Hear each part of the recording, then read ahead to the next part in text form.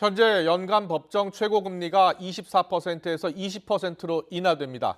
이번 최고금리 인하로 저소득, 저신용 취약계층의 과도한 이자 부담이 덜어질 것으로 보입니다. 박병환 기자의 보도입니다. 현재 연 24%로 돼 있는 법정 최고금리가 20%로 4%포인트 인하됩니다. 정부와 여당은 국회에서 당정회의를 열고 이같이 결정했습니다.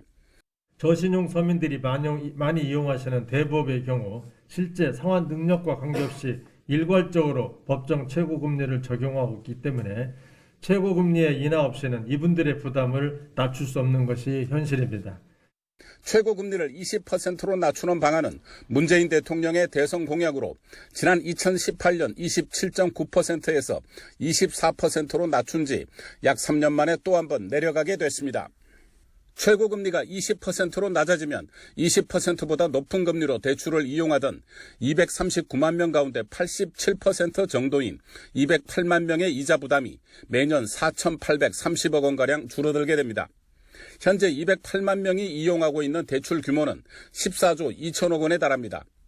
반면 나머지 13%인 31만 6천 명은 대출 만기가 돌아오는 앞으로 3, 4년에 걸쳐 민간 금융 이용이 축소될 가능성이 있습니다.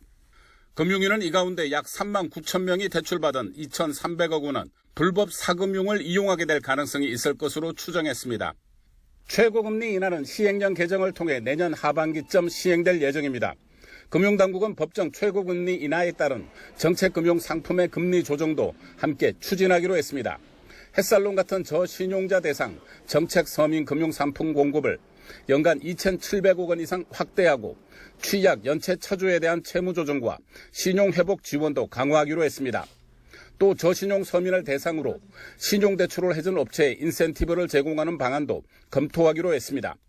YTN 박병환입니다.